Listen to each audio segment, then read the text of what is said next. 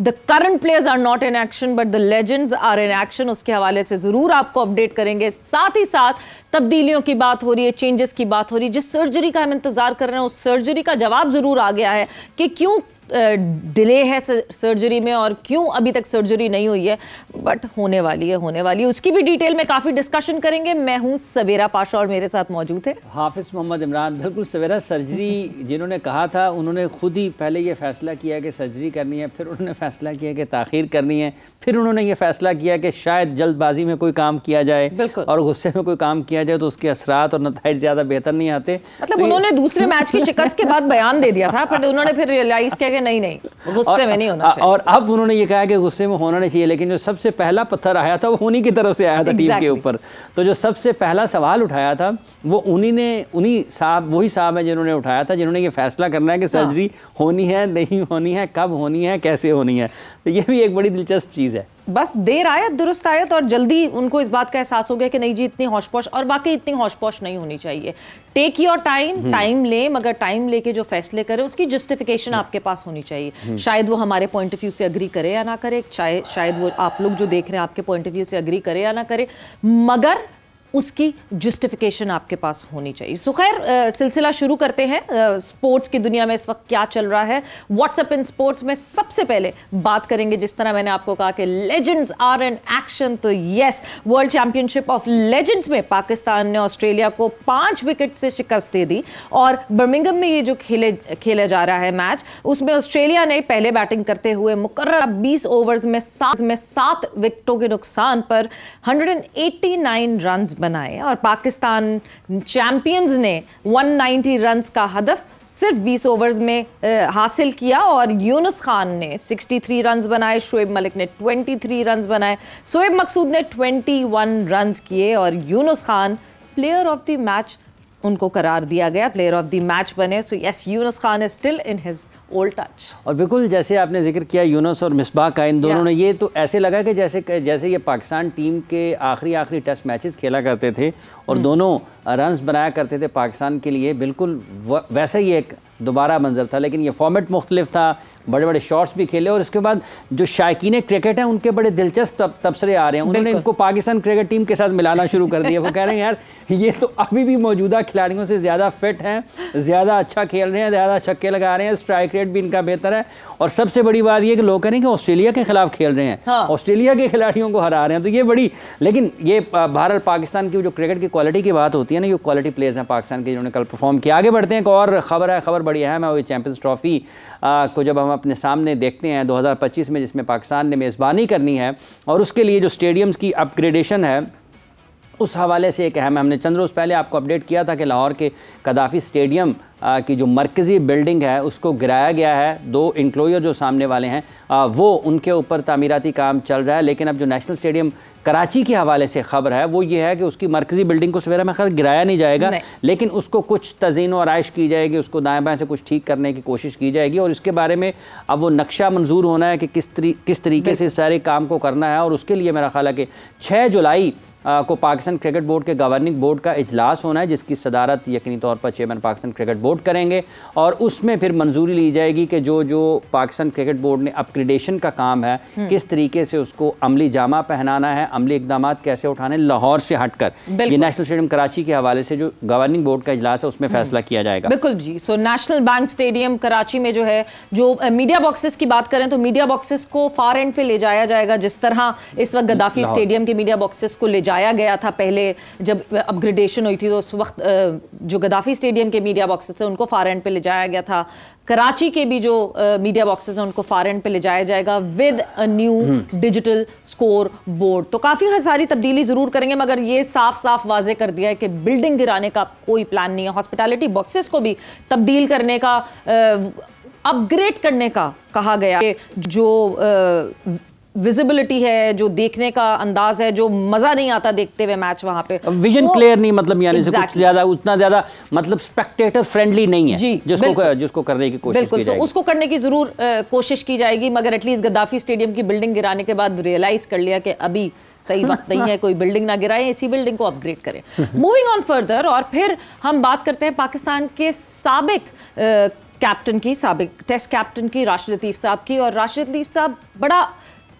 Out of the box अब उन्होंने एक ऑड मतलब स्टेटमेंट इसलिए मैं कह रही हूँ बिकॉज राशिद साहब जो है, राशिद लतीफ़ साहब बहुत रेगुलरिटी में बाबर आजम को बैक करते रहे। दुनिया एक तरफ थी मगर राशिद लतीफ़ साहब एक तरफ थे, मगर अब बैकिंग का दामन शायद वो भी छोड़ते हुए दिख रहे हैं बिकॉज वो भी अब इस बात को मानते हैं कि बाबर और रिजवान को बैटिंग का अंदाज बदलना होगा और अगर नहीं बदल सकते तो वो ड्रॉप होने के लिए तैयार रहें। अपने यूट्यूब चैनल पर बात करते हुए राशिद लतीफ़ ने कहा कि बाबर आजम और मोहम्मद रिजवान को भारत के स्टार प्लेयर्स विराट कोहली और रोहित शर्मा से कुछ सीखना चाहिए। उन्होंने कहा कि रोहित शर्मा और विराट कोहली ने अपने बैटिंग के अंदाज को बहुत बदला और खुद को 180 डिग्री तब्दील करके और ये मुमकिन बनाया कि वो T20 टीम का हिस्सा रह सकें और ये मिसाल दी कि तब्दीली इस टाइम पे भी की जा सकती है। साबिक कप्तान ने कहा कि मैं बाबर आजम और मोहम्मद रिजवान को T20 में अपनी बैटिंग के अंदाज को तब्दील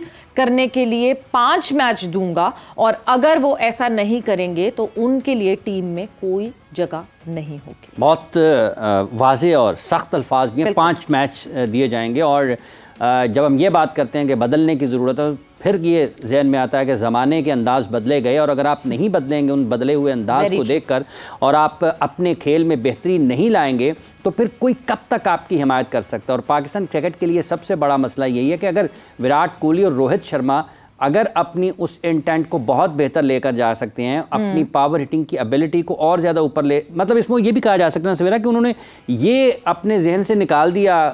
कि मैं अगर आउट हो जाऊंगा तो पीछे क्या होगा, तो उसी इंटेंट के साथ उन्होंने 50 ओवर्स में भी यही क्रिकेट खेली थी। सो अब देखना यह है कि वो उसको किस हद तक अपनाते हैं या नहीं अपनाते हैं, लेकिन बहरहाल एक चीज़ ज़रूर है कि हमें बदलने की ज़रूरत है। और बाबर आजम की जब आपने पावर हिटिंग की बात की है, ये बुनियादी तौर पर पावर हिटिंग की है, तो पावर हिटिंग के एक ऑस्ट्रेलिया के मारूफ कोच हैं शैनन यंग, वो पाकिस्तान आए हुए हैं और जो तस्वीर मैंने देखी हैं उसके मुताबिक वो अजहर अली साहब की क्रिकेट अकेडमी है जहां पर वो मौजूद थे, जहां पर पाकिस्तान के इस फॉर्मेट के कप्तान जो वाइट बॉल के हैं बाबर आजम, उनके साथ उनकी मुलाकात हुई है। और उस मुलाकात में यकीनी तौर ये 2-3-4 ऑस्ट्रेलियन क्रिकेटर्स हैं जिनमें ग्लेन मैक्सवेल भी उसका हिस्सा है, लबुशेन भी उसका हिस्सा है, जिसमें ये उनको पावर हिटिंग के उनके कोच हैं। तो बाबर आजम की उनसे मुलाकात एक चीज़ ये ज़रूर बताती है कि शायद वो भी अपनी बैटिंग को उसमें जो एक कमी नज़र आ रही है पावर हिटिंग के हवाले से, उसको वो बेहतर करने की तरफ कोशिश कर रहे हैं। और अल्लाह करे कि यहाँ से कुछ बेहतरी शुरू हो और बाबर आजम से जो लोग तवक्को करते हैं वो उन तवक्कुआत पर पूरा उतरें और बेहतर तरीके से पाकिस्तान की इस क्रिकेट में ये जो वाइट बॉल फॉर्मेट है बेहतर खेलते हुए नजर आए। बिल्कुल जी, कोशिश करेंगे तो जाहिर सी बात है आप तब्दीली लाने में कामयाब होंगे। वो कहते हैं ना हिम्मत मर्दा मदद खुदा। सो यस, हिम्मत करें और तब्दीली लाने की कोशिश करें, अडेप्ट टू द सिचुएशंस, और अडेप्ट करेंगे तो आपके लिए ही बेहतर होगा। Moving on further, Mohsin Naqvi साहब की बात करें, the chairman of Pakistan cricket board, तो उन्होंने इनफॉर्मल डिस्कशन की लाहौर के मीडिया से और उस इनफॉर्मल डिस्कशन में उनका सबसे अहम कहना यह था कि अभी तक बाबर आजम के मुतालिक कोई फैसला नहीं लिया गया, वेदर उनको कैप्टनसी पे रखे रहना है या कैप्टनसी से हटाना है, ऐसा कोई फैसला नहीं लिया गया। बट मोहसिन नकवी ने इन सारी बातों में और बहुत सारी बातें की, बहुत सारी डिस्कशन की। बांग्लादेश टूर, जो बांग्लादेश ने आके विजिट करना है पाकिस्तान को, ऑब्वियसली वो लाहौर में होने थे मैचेस, मगर looking at the condition right now at Gaddafi stadium, अभी वहाँ कंस्ट्रक्शन हो रही है, सो वो वेन्यू चेंज होगा, वेन्यू और स्केड्यूल कुछ दिनों में अनाउंस हो जाएगा। मोहसिन नकवी ने और बहुत सारी बातें की इन इनफॉर्मल कॉन्वर्जेशन में कि साबिक क्रिकेटर्स अब जो है वो डिसीजन लेंगे और साबिक क्रिकेटर्स से मैं सलाह मशवरा करके ये डिसाइड करूंगा कि क्या करना है और क्या नहीं करना है, किसको कप्तान रखना है, किसको कप्तान नहीं रखना, और क्रिकेट में बेहतरी कैसे ला सकते हैं, चाहे वो डोमेस्टिक हो या इंटरनेशनल हो। साथ साथ मोहसिन नकवी साहब ने ये भी मीडिया को बताया कि चंद ये क्रिकेटर्स, चंद वो फॉर्मर क्रिकेटर्स जिनके उन्होंने नाम बताए, वो फॉर्मर क्रिकेटर्स होंगे जिनसे वो सजेशंस लेंगे और बेहतरी की कोशिश करेंगे। सर ये इन्होंने खुद ही कहा था कि 2025 की चैंपियंस ट्रॉफी तक बाबर आजम कप्तान है, और जब उनसे पूछा गया इनफॉर्मल गुफ्तगू में, इनफॉर्मल सारी फॉर्मल बातें की हैं उन्होंने, इसमें कोई भी ऐसी बात नहीं है कि जिसको आप ये कह सके ये सारे पॉइंट है कि हम अगर बाबर आजम के बारे में अगर कोई फैसला नहीं हुआ, फैसला तो आपने किया हुआ कि 2025 की चैंपियंस ट्रॉफी तक उन्होंने कप्तान रहना, और अगर आपने ये बात की तो उसका मतलब ये कि आपने एक मतलब फिर जो अपना फैसला किया था उसके ऊपर ही अदम एतमाद किया है। और जहाँ तक बांग्लादेश की जो आपने सबसे अहम सवाल उठाया कि आपको आपको चैंपियंस ट्रॉफी का अचानक से तो पता नहीं चला था, आपको पता था कि 25 की चैंपियंस ट्रॉफी और ये आपकी WTC के मैचेस हैं जो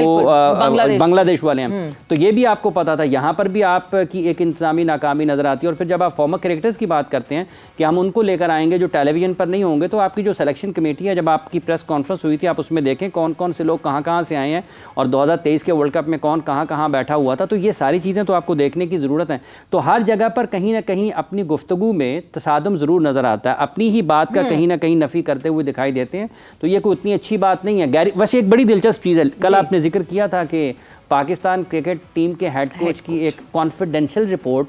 लीक हुई, जमा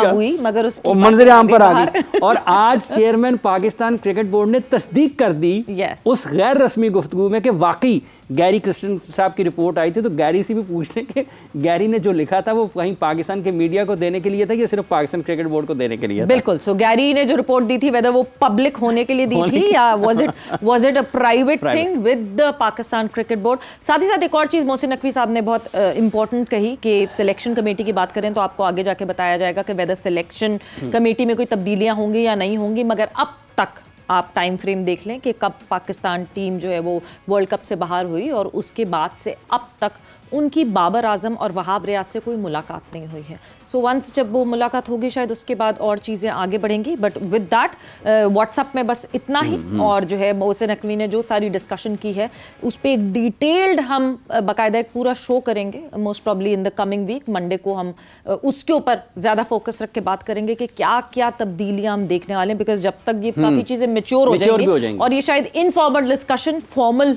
फॉर्म में आ जाएगी, सो हम फॉर्मली उस पर बात करेंगे।